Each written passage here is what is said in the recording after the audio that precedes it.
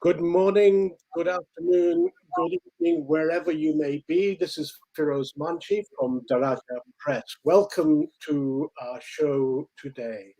Um, for today, we're going to my home country, Kenya, where there has been some really interesting things being developed.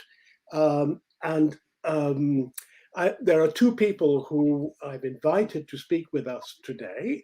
One is April Zhu, a freelance journalist based in Nairobi, where she's written on gender, urban inequality, China, Kenya, and on a whole range of things. And while interviewing our second guest, Stoneface, for pieces on police brutality in Nairobi's ghettos for the New York Review of Books and Book Daily and the Baffler magazine, a theme kept emerging in their conversation, archiving forgotten histories of resistance in Kenya. As many of you know, we have done a great deal to try and make available to young activists and militants in Kenya and throughout the continent, uh, a, a reconnection with a lost history.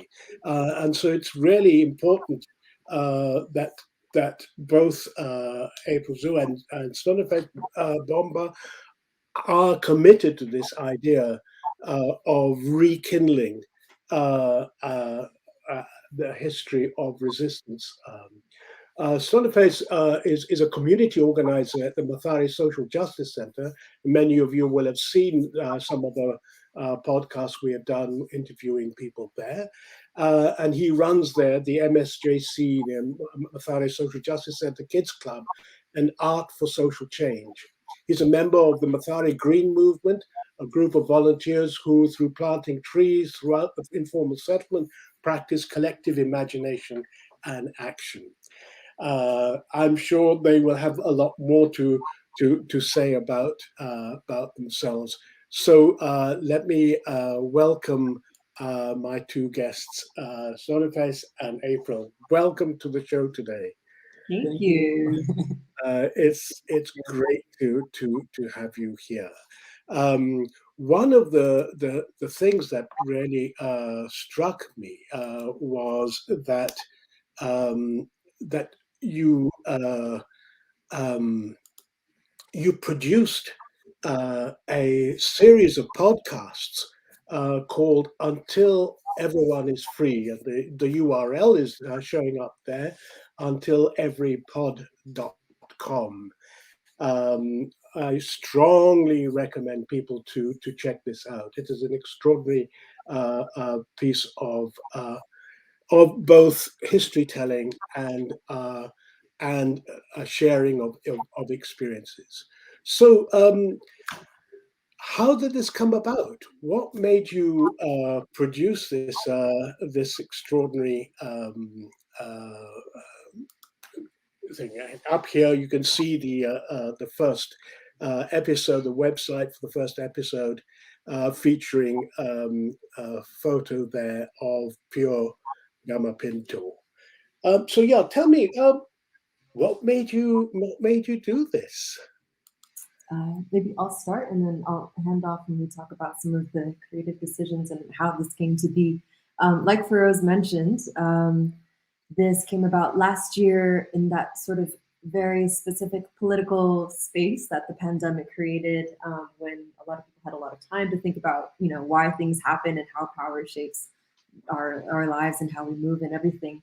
And as Feroz mentioned, I was interviewing Stoneface for a couple of pieces related to police brutality at the time. And as Feroz also mentioned, we spoke a lot about the same sort of recurring themes, which was about archiving lost histories of resistance in Kenya, histories that have been sanitized or have been erased. And so we were, one day we were just talking about this, walking down the road. We walked by City Park, which of course is where Pinto was laid to rest. Stoneface will speak more about that later, but our early ideas were quite straightforward when we think about archives. We were like, okay, maybe we'll do a pop-up museum exhibition in Mathare. Maybe we'll do a photo exhibition, put things on a wall where people can read about, Pinto or other people.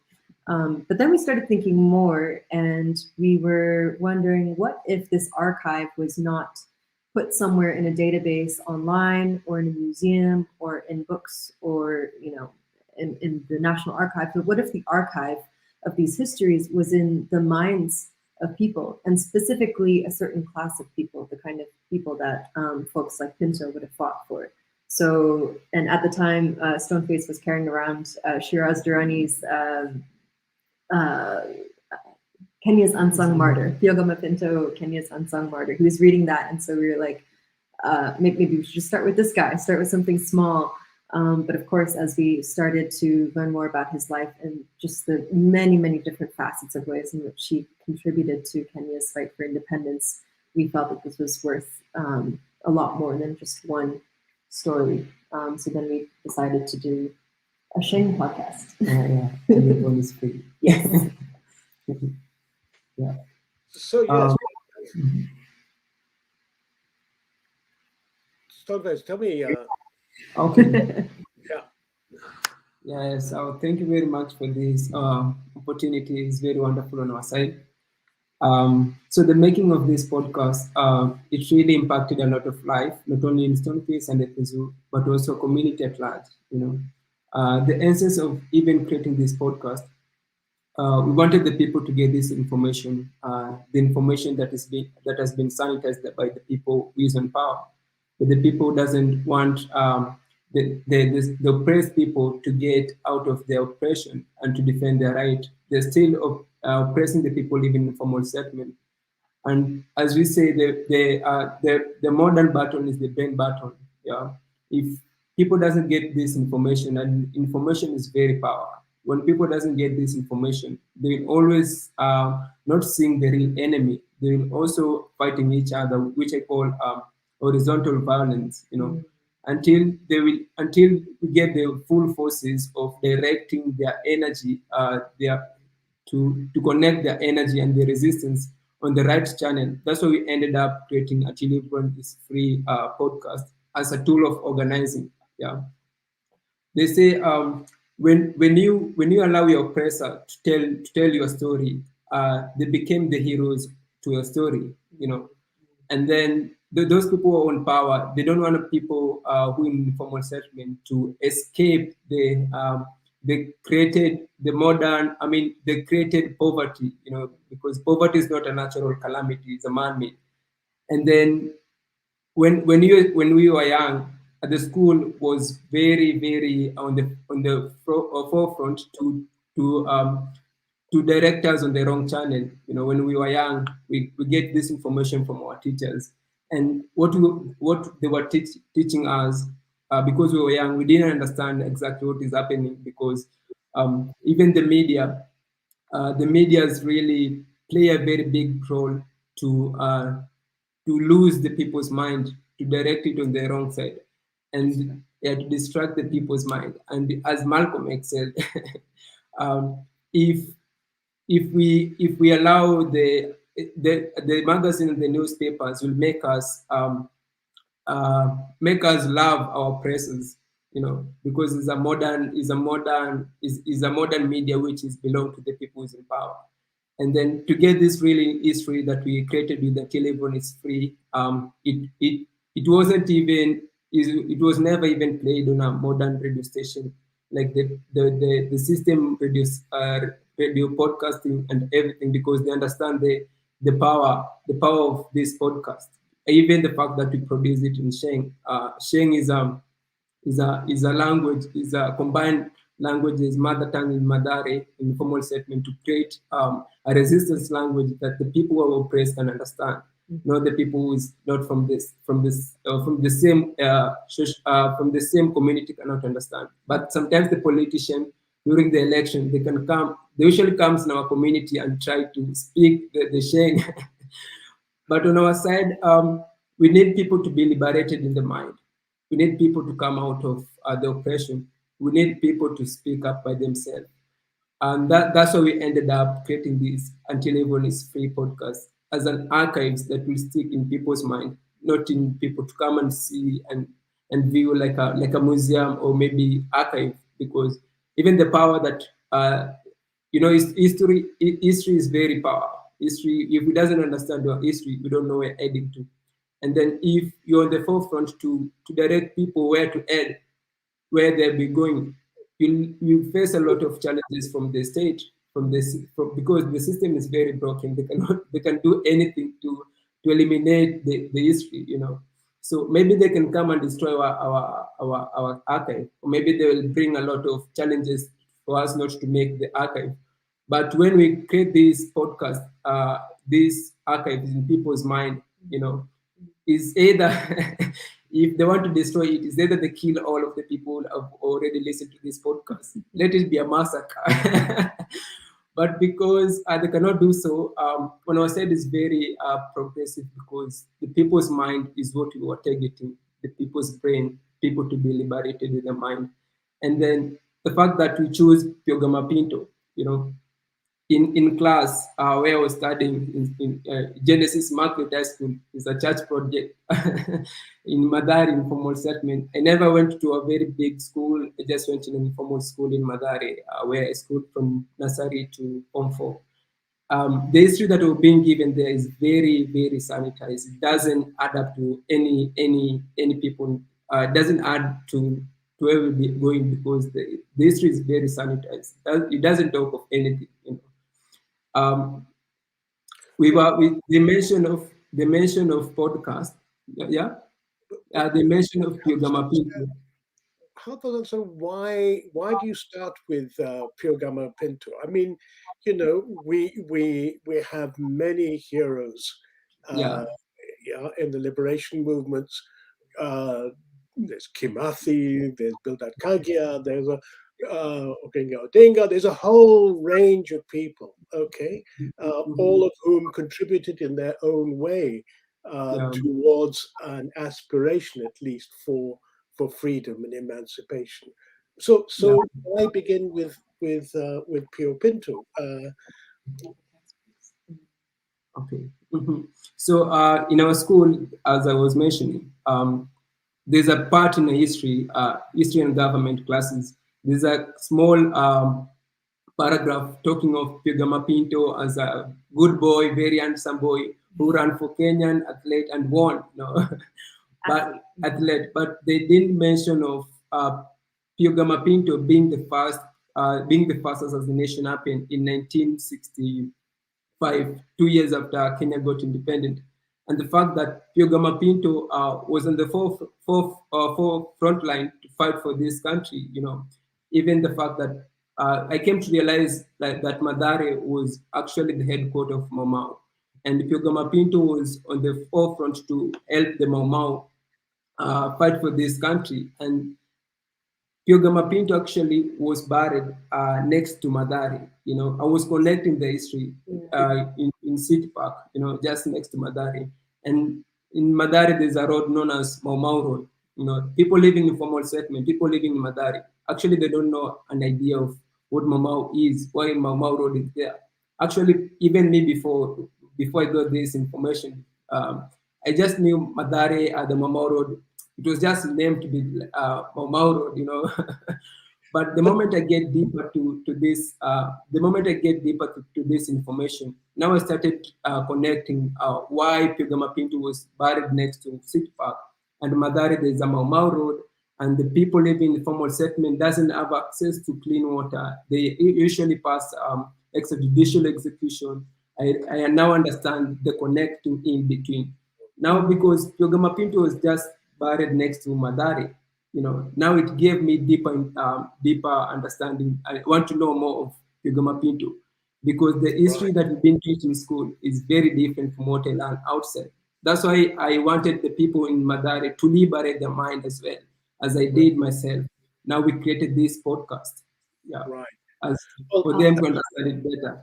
One of the things that Ngugi wa Thiong'o raised in his introduction to the new edition of what was originally published as Mau Mau from Within was that we should drop the term Mau Mau. It is what the imperial imperialists actually called our movement, which is the Kenya Land and Freedom Movement, or army. And I think, it's Mau Mau Road is a reflection of, in a sense, their celebration of the defeat of the movement.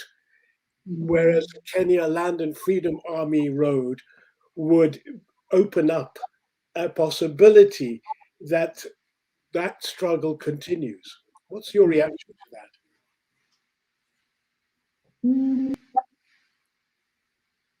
I'll react to that, and then I do want to take a step back and kind of address some things about the other question first, because I think listeners who might not be familiar with Pinto probably should probably deserve at least a 30-second introduction to this man we've been speaking about. I wrote an essay I completely forgot as well.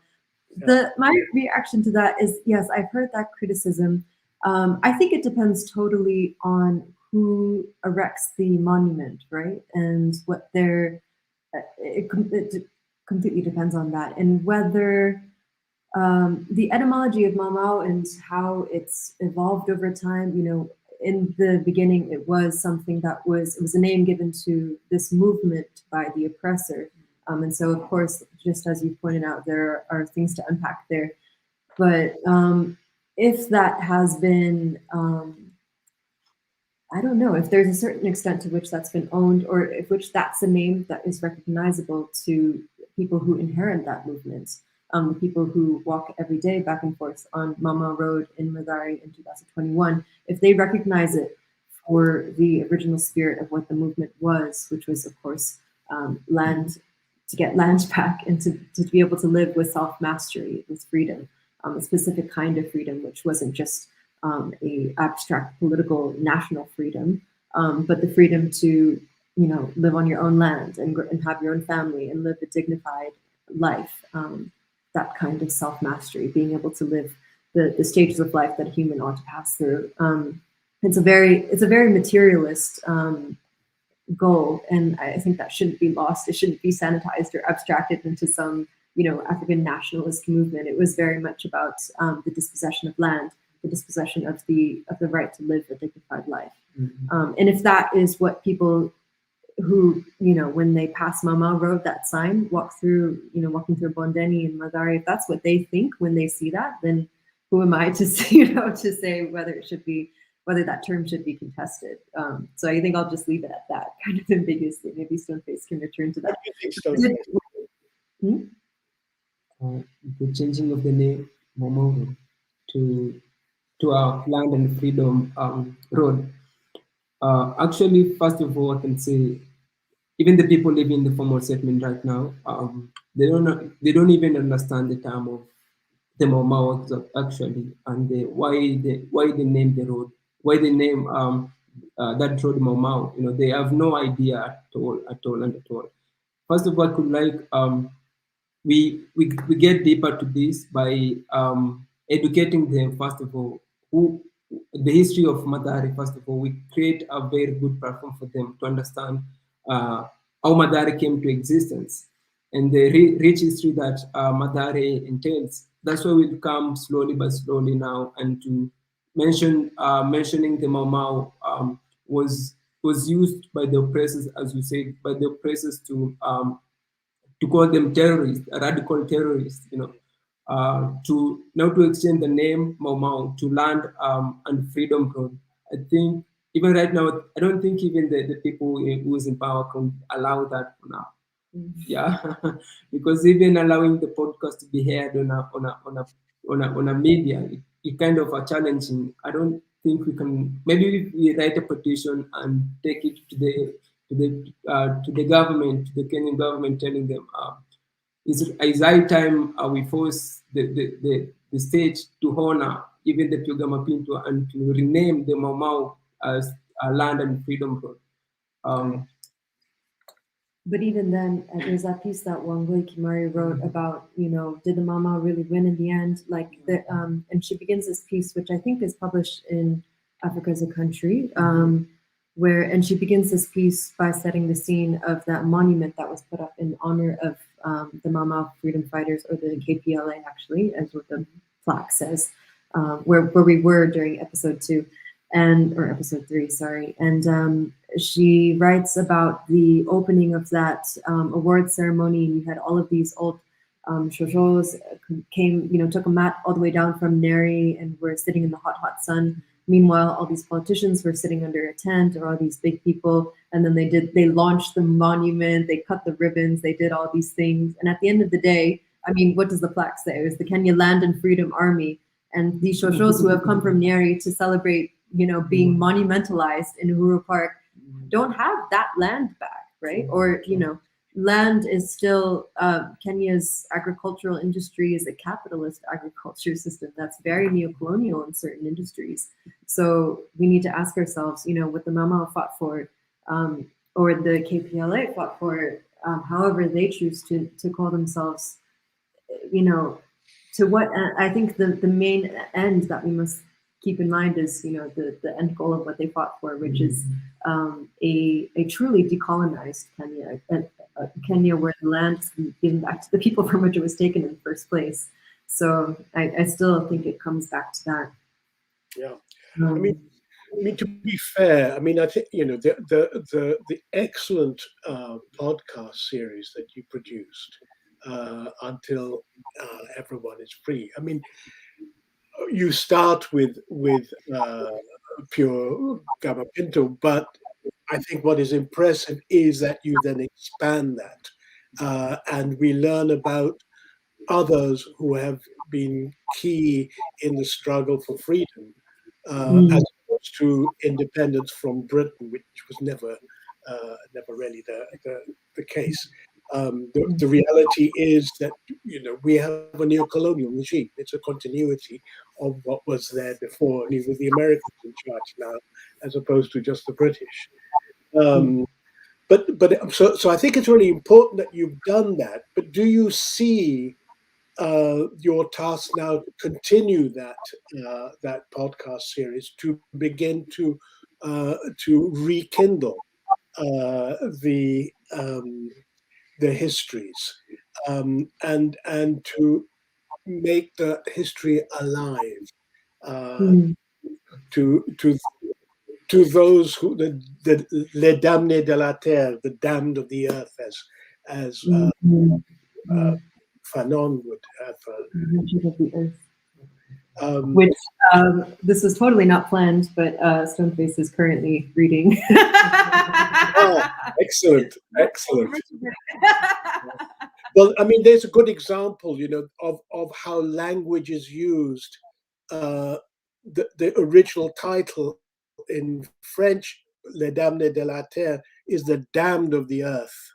It's not the wretched of the earth, which implies a certain pity for those who are wretched. And so I think, we have to, again, vocabulary, language, all these things, the words we use are important. But I think it's, really great that you have that there. Is your intention to have a study group around Fanon's Wretched of the Earth? Not quite, not anytime soon. But I did want to return to this idea of using, in line with how we can use one angle or one topic or one individual to look at all these different topics. Fanon was, or I guess Pinto was sort of a channel for Stoneface into Fanon, because the reason that Stoneface started reading this book was he started thinking about the what Fanon writes about in this book, which is how a colonial city is a compartmentalized city, and all of these ideas are connected in a way. And of course, like you mentioned before, there are a lot of individuals within movements who connected. No, it wasn't as if anyone worked on a single part of the independence struggle. This was a very collaborative and also chaotic and organic thing that happened. But the reason why I think we wanted to start with Pinto, and you can talk more about this after me, is that he connected so many different parts of this. And so that's how we decided to split the podcast into each episode, was by looking at just one role that he played, but not only just sort of retelling history and giving, oh, this day, 1950 something, this person said this, and then he spoke to this, and then this person did this, and they went here, and then they did this. It's about using history in a way and telling history in a way that resonates with something that people see today. So, for example, going back to the direction of the earth and the colonial compartmentalized city, Stoneface was seeing what he is seeing in Mathare, in Nairobi, how the apartheid design of the city and how it's not changed since it was basically designed as created as a colonial city 100 years ago, and trying to understand why that is the case. How do power and capital shape that? And so in the same way, for example, in our upcoming episode on Pinto as a trade unionist, we don't just look at, oh, then he went to this and this computer house and he spoke with this and this person and they had these talks and then this happened. It's we actually focus the episode mostly on the 1950 Nairobi general strike, which I believe was probably the most significant general, like citywide general strike. I don't know about later history, but it was massive, that at a time when wage labor had only been introduced in the country for less than half a century, workers, all African workers within the city were able, and jobless people, unemployed people, landless people, worked together to put the capital of the East Africa Protectorate to a standstill for almost 2 weeks. And we bring that up because in 2021, there's so much cynicism in Kenya around protest culture, around labor organizing, and a lot of it is for good reason, of course. We are proven again and again that it doesn't always work or that it is difficult. But we wanted to use the general strike from 1950 to show that it did happen. It was possible. History can stretch and expand the imagination of people in 2021, even though the circumstances were different, obviously, for many different reasons. And we have, in some ways, more advantages and less advantages than people did in 1950. But, Pinto, just that one aspect of this one man was able to shed a light into, labor organizing, and especially how labor organizing was completely inseparable from national independence, from the British. The British weren't only the sort of administrative leaders; they were also the economic exploiters, the land stealers. They were, and so these things were inseparable in a way that people seem to, I think, in 2021 believe are more separable. That we can separate out politics from land. That we can, talk about who's in office without talking about what monopolies they have, or how certain industries are structured. So again, Pinto, and there were many other people, not Pinto. We just decided to start with one because we felt like he was one that was perhaps less known than others, but that this one man allowed us to explore his work, and his life allowed us to explore these different things. And I think I'll just add one more thing, which is that in terms of his ethos, he was a kind of leader that I think a lot of people today are too cynical to believe can exist anymore. The kind of just a total embodiment of solidarity, even to the point where he, at the cost of oftentimes his family and time that he would spend with and barely any time that he got to spend with his daughters, but a kind of person who really committed class suicide, who crossed racial borders at a time when very few people did that, who went all in, not just writing letters to MPs in London, which he did, but also routing weapons from South Asia into Kenya for the Mau Mau. He was in the trenches, and I think it's good for especially young Kenyans who are very cynical about the leaders of today and what a leader looks like, to know what another leader can look like. Actually, I think in the later episode, we say Pinto he wasn't a leader, he was an organizer. So he didn't, as politicians often say today, he didn't speak for the people, he didn't give the voiceless a voice. He organized with those people behind the scenes. He never, gave any very prominent speeches, or he wasn't the person who liked to do that, but he was the person who connected people together so that they could stand in solidarity with one another, that they could have the power in their hands to do what they want and just speak in their own voice. Maybe if I can just add on what April has talked about. We wanted to connect the struggle, or maybe the history of what were the Mamau fighting for? Did they reclaim what they were fighting? They said wanted land and freedom. Yes, Kenya is free, but these people are really free. Do the land they were fighting for, do you get the land? We have just replaced the white Lord de la Mares with black Lord de la Mares, as even the Matigari was in the forest and he buried his gun and knife under the Mugumo tree. And then when he went out of the forest, he saw a black man in a Mercedes Benz, and then just beside it there was a kid scavenging for food in a dustbin. So he went back to the forest and dug the weapon, and he said the luta continua. So to connect everything, even the struggle in the environmental sector, the struggle in the trade unionist, the struggle in the extrajudicial execution, all of it is just being caused by the broken system. They said environmentalist without a class struggle is just a gardening. So we have we have to get more clear the way Pyo Mame Pinto was doing, connect the trade unionists, connect the struggle for the country, connect the Mumenyeri. That's maybe you can define that.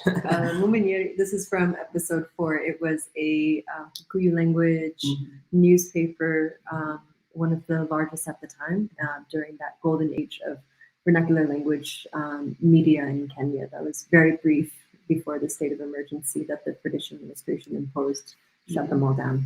Yeah. So what am I trying to say from creating the podcast? We want to reclaim back our history and story, because it has really sanitized and is leading people to nowhere, And by creating this podcast and connecting with the struggle of Pyo Mame Pinto, connecting with Mamau, going back to India, helping the struggle of Indian coming back, you just connect this struggle and see it's all been created by this. He really saw the real enemy, he connect, because even in Shiraz Duran, another book is talk about Never Be Silent by Shiraz Duran, is really explaining what extrajudicial really, how did it occur? And he said very well, during the colonial period, it was said for a home guard, if he kills a Mau, he will be rewarded 5 shillings from his salary. And then what's really happening in a modern way, how the likes of the serial killer, the killer cops in Mathare, they kill people, or they kill the innocent, or maybe they kill the young adolescent, poverty-stricken adolescent, people living in the formal settlement, as to be added, maybe to be added in a ranks. They just connecting from 5 shillings now to be added more ranks. If you kill more youth, you'll be called a hero. The state will recognize as a hero fighting the terrorists in the Mathare settlement. But actually, is these people terrorists? Are they thieves? What's the cause of this poverty? I call it structural violation that is created by the broken system. We see every who's real enemy, and by doing the podcast, the way Pyo Mame Pinto was doing, we channel all the energy to one enemy. This is the real enemy, not to let the spirit of liberation in the modern liberation go to waste. Like people just like don't care. I'll come. Maybe they will come next time and steal my phone, or maybe they'll come next time and beat me up because they think Stoneface is not from the informal settlement. They think Stoneface is from another area. By coming to Mathare, they think he's not one of us. Then they will attack me. Yeah, but they have to imagine we are all in the same system. We are all in the same system. The bringing of horizontal violence actually is what we're trying to erase. So, I mean, the informal settlements have been a sort of growing phenomenon in all cities across the continent, in Kenya as well as in other countries on the continent. But we're also seeing systematic destruction and land grabbing of these settlements. We've had the struggles in Dandora and more recently Mukurukwa and Jenga. Can you give me some idea of in terms of how you're organizing, what are the ways in which you are expressing solidarity with those whose homes have been destroyed this way? What organizing is going around to try to prevent this this whole splurge of land grabbing, this dispossession that is going on? Because if the economy of Kenya is known by any word, it is dispossession, people, dispossession of land, dispossession of resources, dispossession of the environment, and so on. So what organizing is going on, both to prevent further destruction and dispossession of the informal settlements, and what acts of solidarity have there been from within Mathare, for example, with others who have been facing this situation? I'll let Stoneface speak on this because he's the expert. And I just wanted to add before he speaks that he wrote a piece published on the blog of the Museum of British Colonialism, which you can look online. It's all in Sheng, and unfortunately this doesn't have an English translation, but the audience for this is obviously, like you said, the people who go through, who live in the precarity of knowing that they could be evicted anytime. And the piece basically just talks about how, these demolitions are always done in the name of development, but development is only ever the development for certain people to enjoy. I'll let him speak on that, but I think you can probably also share, I think, some of the thoughts around Mathare Green Movement about belonging and about claiming space and making public space in places like informal settlements where land is always contested, where it is always up for the highest bidder and never actually made available, public, ownable in a collective sense by people. Okay, actually, before that, I could like to say, in 1952 is when the first demolition happened in Mathare. When the British government was destroying the land, the house of the people living in Mathare in search of the Mau.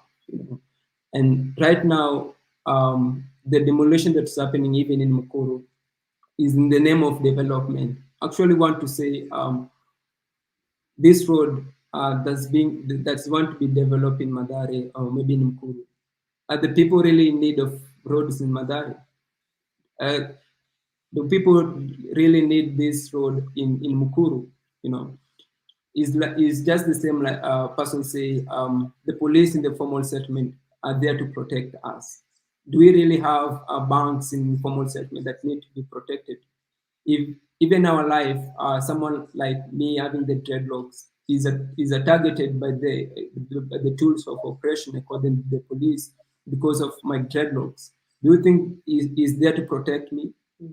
Yeah, actually, if I connect back to in the Mukuru, the road that want to be built there is not it's not being going to be used by the people living in the area. It will be used by the people, the elite who controlling this country, who say they're really owning people in Kenya. So they'll do anything to oppress the people living in formal settlement as to get as to sustain their wants. Like there's a road in Mathare known as Outer Ring Road, and a lot of people were demolished, or the houses were destructed, and to pave way for the Outer Ring Road. And actually, the people living in Mathare, do they really need that road? Do we even use the road? The road is being used by the people living in the other side of Mathare to allow them to have a quick pass through the outer ring road going to Jomo Kenyatta without having jams and whatever. So they can fly the people from Kenya who really need a medical health care, from Kenya to maybe India, from Kenya to Cuba, and leaving the people who are oppressed continue to suffer. So actually, we don't need this road. What we need is a dignified life. Water. Yeah, we need water. Yeah, we need better education. Not just school. We need better education. We don't need hospital. We just need a health facility, developed health facility that can cure myself and also to treat a politician. It doesn't need to destroy my house to create road for him to pass whenever I want to go to airport, so as he can take his family to the Indian for treatment. We need hospital. We don't need to survive in informal settlement. We need to live a dignified life. Yeah. So the demolition that's happening in Mukuru actually is really to paralyze or maybe to distract and to bring confusion in people living in the formal settlement. There's a lot of people who are just born and raised in informal settlement. They could set the formal settlement home. They don't need have actually even the matrimonial home for their mothers. We depend in the informal settlement. But the government and the people leading this country, they don't even think of that. What they think, they just think what is there for them. Yeah, because even if we can just connect what happened in early in 19, maybe during the colonial period, the people living in an area like Kericho, their houses, their homes, their ancestral land were they were taken away for the plantation of coffee and tea that doesn't help the people even working that farm. It's going to develop and the energy and is like they call it exploitation of workers in that farm.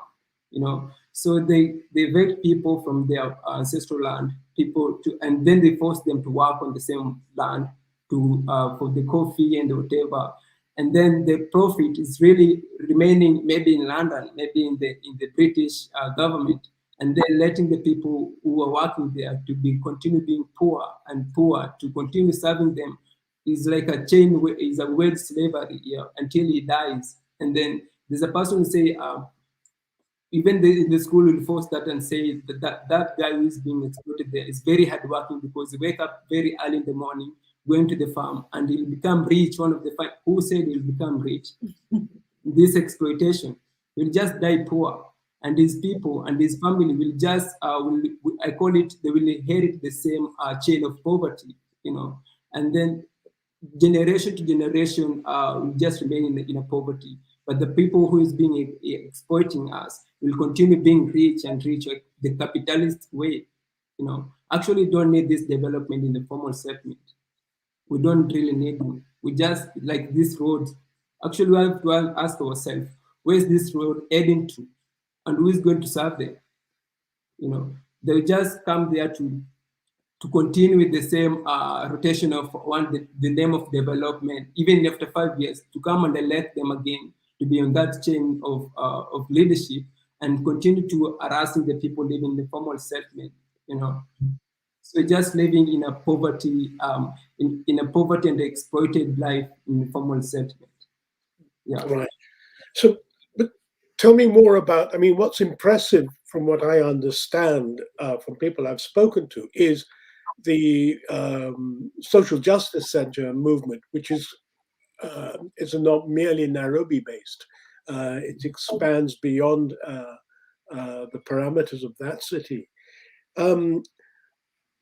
Help me understand, or help people who are watching this understand the kind of organizing that goes on across the different informal settlements, and how that is being manifested. What is the alternative world that is being created through that network?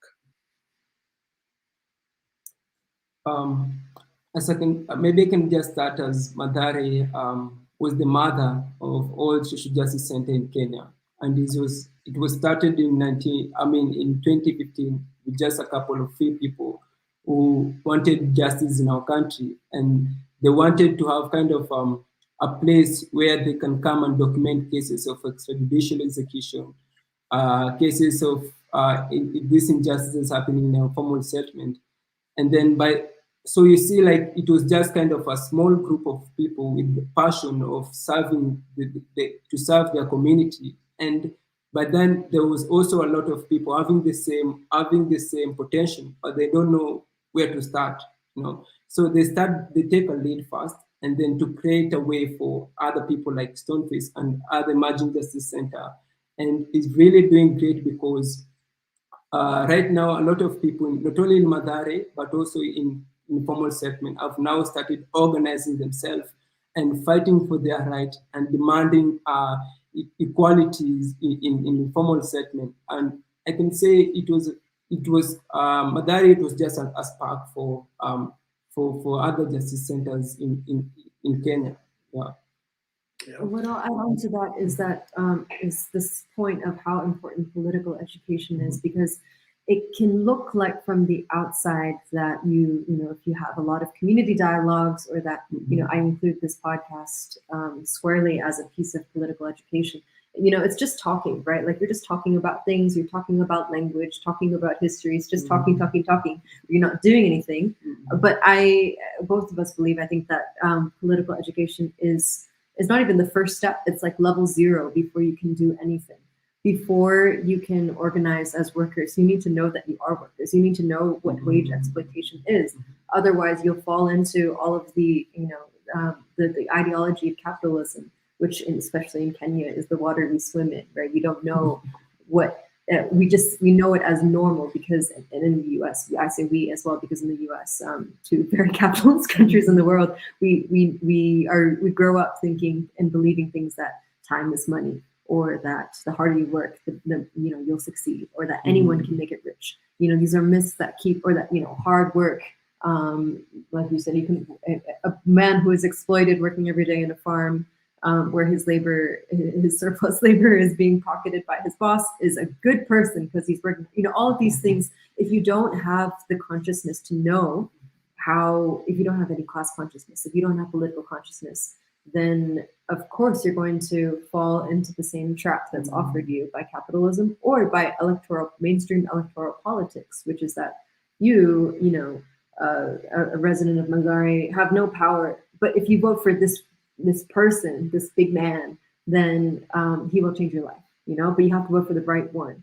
And those things, once you have the kind of consciousness that not only our podcast tries to give to people, but also what MSJC, the groundwork that MSJC and the other SJCs have laid down is just, number one, what is going on? Number one, open your eyes and see things, see how power is shaping this, see how capital is shaping this. Only then can you begin to start collaborating and move forward. Otherwise, you're going to fall into the same traps that people complain about every election cycle. And so I think, for example, with MSJC, like Stoneface said, it's not even been 10 years that they've been around. But in the very beginning, when MSJC was running community dialogues about police killings, people were shocked. They were like, how can you talk about this in the open? And for good reason, because there's always been retaliation. There's always been the assassination of people who have documented and looked into police killings. But now in 2021, you see, after a few years of doing this, people have an idea that they should report these things, that this is not okay. You see open street protests. There are so many protests that go undocumented and unseen and delegitimized that happened just on Mau Road when someone is killed. There is resistance. There is a consciousness of, that, it's not to say that people before didn't know this wasn't right, but there's a sense now that people know what their power is, even though it's still just as not right. And even though the risk may just still be as high, there's a consensus, a growing consensus, I think. And within the last 6, 7, 8 years, I think the discourse just on police killings in Kenya has shifted a lot. And even though I won't say that's just the work of one SJC or just all the SJCs and not anyone else, of course, it's a huge civil society, a collaborative and very, very, very long process. I think that, especially when we're talking about the people who are in the most oppressed class, political education is key. So, I mean, the situation which the organizing and the conditions and the growth of these informal settlements is not unique to Kenya. I mean, it's across the continent, and uh, in many places there have been quite strong organizing going on. Perhaps the most well-known one is Abahlali Basmojondolo, the shack dwellers movement in South Africa, which now currently has a membership of 100,000 people from the informal settlements across South Africa. And I just wonder to what extent links have been made and connections made between these movements. And in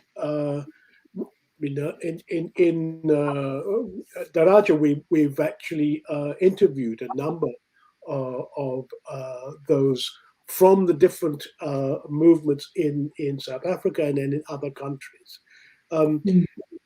What connections have you made, and can we be of any help in facilitating that connection?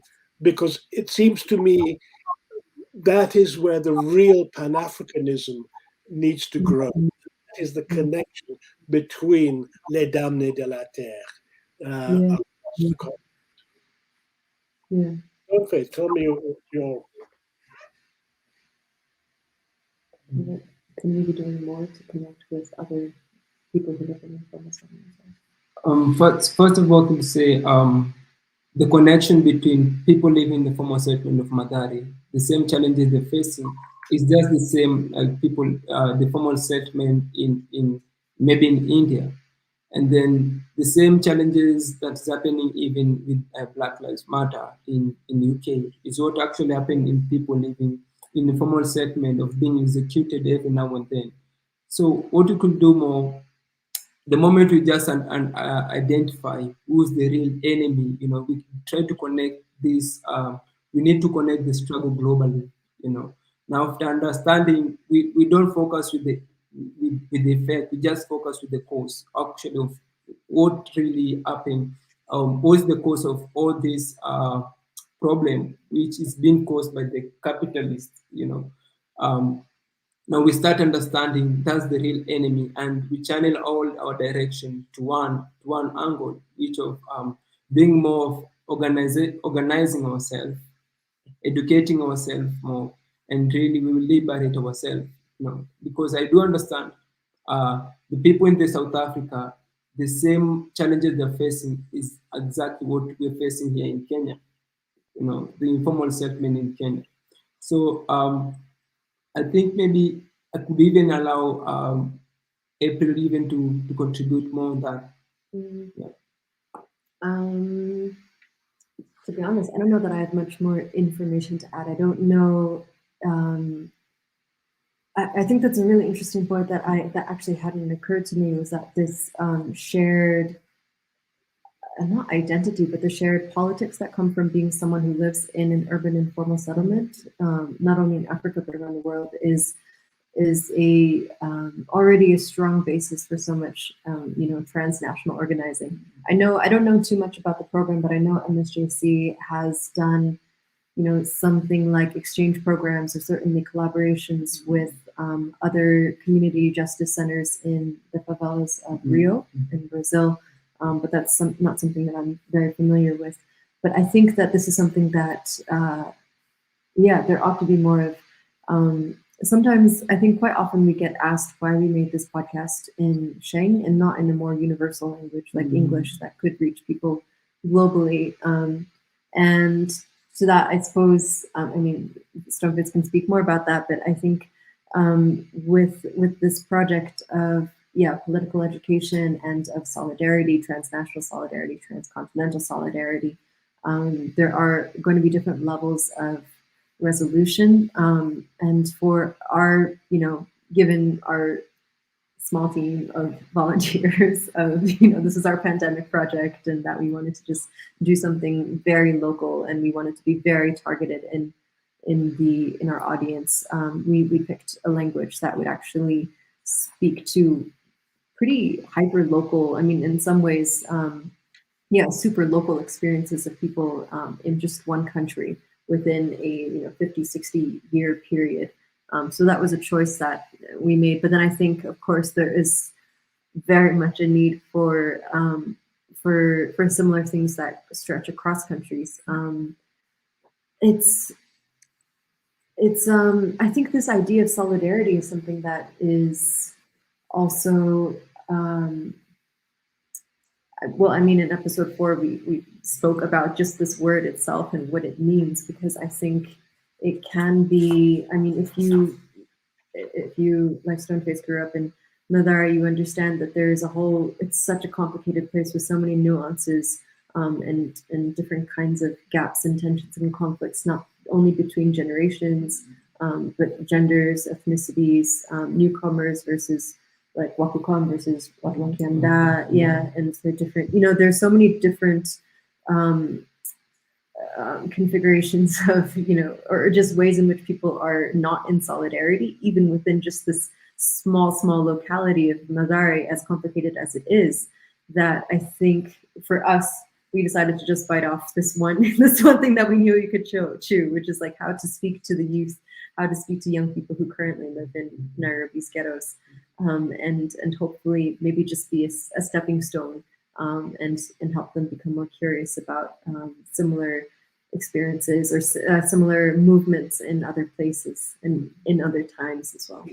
Yeah, even maybe to add, one of the quotes from Frank Fanon, he said, "I'm not a liberator. Liberator doesn't exist. People liberate themselves." Even on our side, doing the documentation cases and taking them to IPOA and even the courts, we face a lot of resistance on our side from even the people who have been victim of the police execution, because the community even, they're really supporting the police, because before the police, I remember issues with mob justice, so the police have just replaced the mob justice, and now they're taking the law on their hand. And there's people who are really supporting the mob justice and now supporting the police. And so it kind of two side of conflict between the people who are really affected by the police execution and the people who are supporting extrajudicial execution, just in Mathare actually.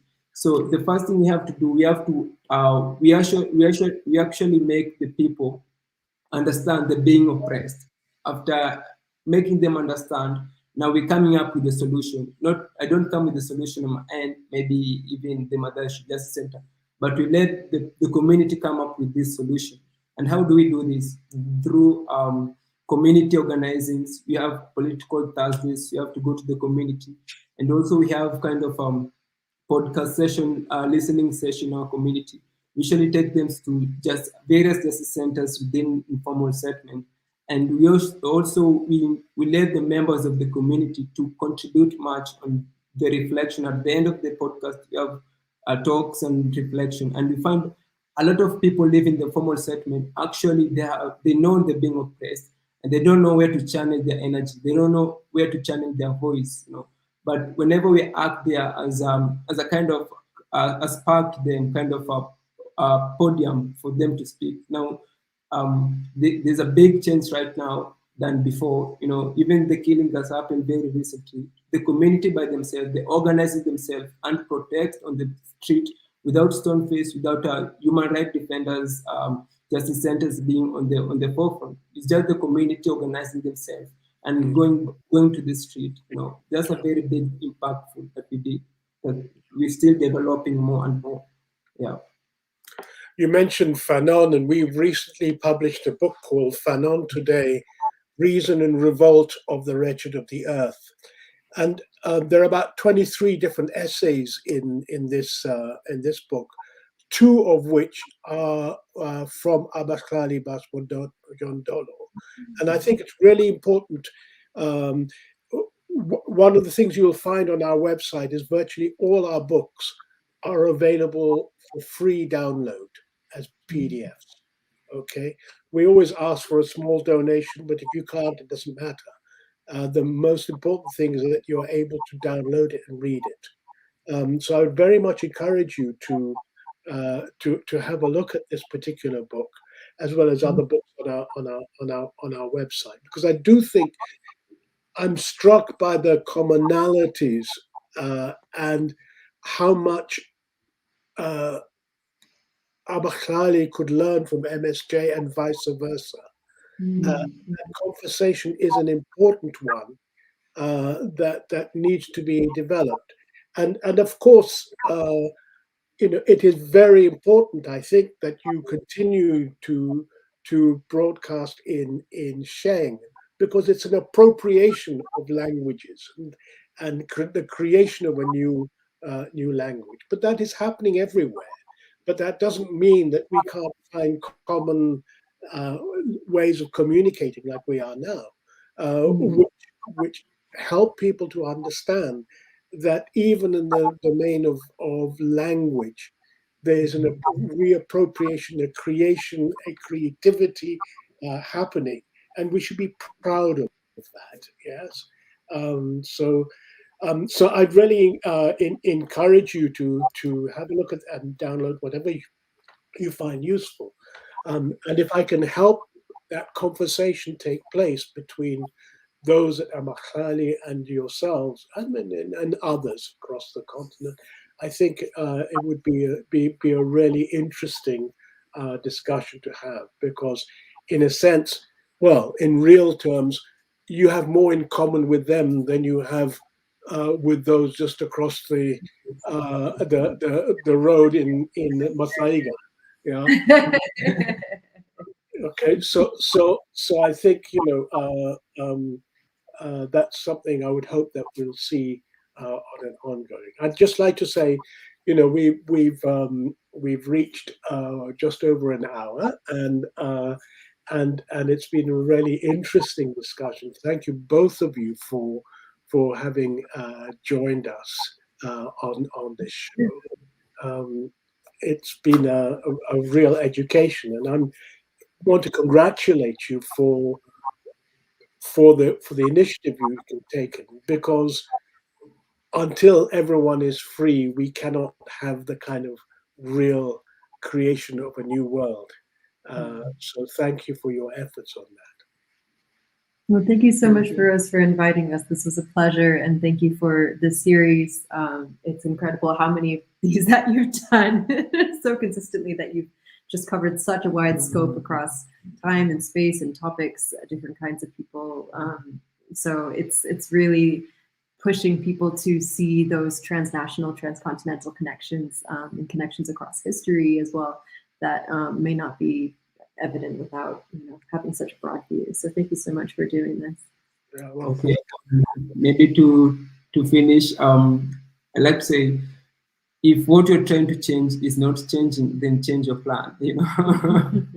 Actually, we tried very much doing this in school. It never happened. Using the language, maybe English and Swahili, was not functioning. Then we tried to change our plan to using the resistance language. Sheng. Thank you very much for hosting us. It's really a pleasure on our side, man. Big up, long live, and luta continua. well, on this page. you know how they translate luta continua in Mathaiga? They translate it as the looting continues. So with those words, thanks very much for joining us. And this is Feroz Manji signing off for today. Feroz, thank you so much again. Okay, you take care, and we'll keep in touch, please. Thank you very much. Thank you. Okay.